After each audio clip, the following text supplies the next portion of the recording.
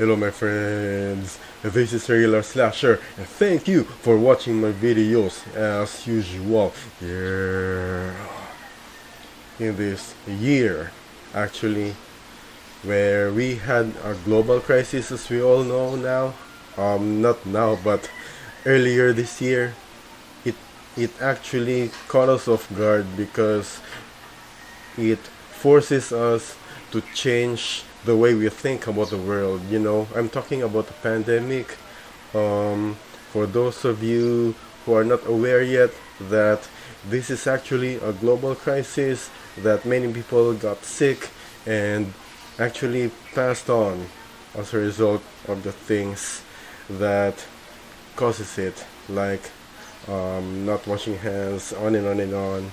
But I'm not here to expound about that. But what we can do as a personal response about it is to change the way we think. And because of this crisis, all of our habits or hobbies or routines actually got disrupted, and because it forces us to stay home for a little while, and with that we are not allowed to go to practice, right? Even here in the Philippines, we're not allowed yet to engage in sports because of the social or physical distancing rules. The point is, it forces us to stay home. What about if you are a swordsmanship practitioner in particular, how do you deal with this? So I suppose that some of us have skipped a few weeks or a few months of not doing anything regarding to our swordsmanship practice, but I know in your minds you want to get back right away. You're excited, you're passionate about it, but because of what we are thinking right now, because of what's happening right now, rather, we seem immobile. But I don't think that's the case unless you don't want to change about the way you think or respond about this one. So without further delay, here goes. Yeah. If you happen to be a swordsmanship practitioner, so you got to have a bunch of weapons collection, right? So number one is that it is helping, or it also helps if you stare at your weapon collection occasionally from time to time. Like, I've paid good money for this. All of this for nothing? Like, I gotta do something. That mental switch right there, it forces you to come up with new ideas on how to deal with it. You might want to practice in Seiza, a few more reps in Seiza, in a Japanese squat, and then doing all that routine.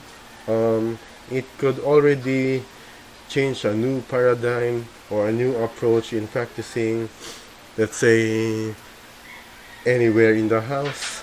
With that alone, I think you've just picked yourself up a new opportunity for yourself, and in case you've just discovered how to do it, don't hesitate to share it with your family and friends, because they might need it, although they don't know it yet. And because you just shared to them, just as you are motivated, they also end up getting motivated. Alright? Yeah. Next is because of this crisis, we are forced to re-evaluate our goals and habits. Like, for example, why am I not doing things the way it used to be? Probably because I'm so used to commuting all the way to the dojo and do my actual practice there. How about I spice things up a bit? For example, in my backyard, I do some target practice or I make some like out of cardboard boxes. You make targets out of cardboard boxes and all that. There are many more options, but I think it's already a hint, alright, on how to do things or how to change the way of thinking. By the way, we just had a storm, very strong storm perhaps, yesterday,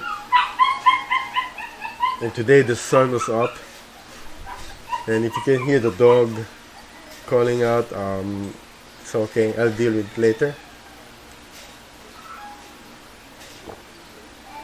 Not only, the point is not only because of that global crisis, we also have some storms, 3 consecutive storms, or 3 to 4 consecutive storms in fact, but it's a time of rest.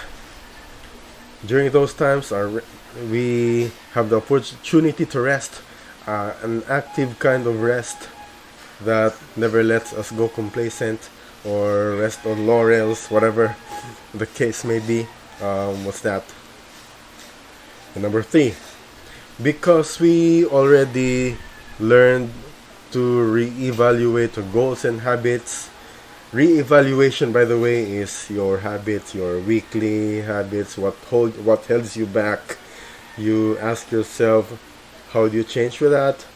How do you make a change to that? Number 3, by the way, it is time to recreate things and routine. For example, you usually visit your dojo every Saturday. Why don't you make your own schedule? Like every Monday you do this, Monday morning before you go to work, do this and do that.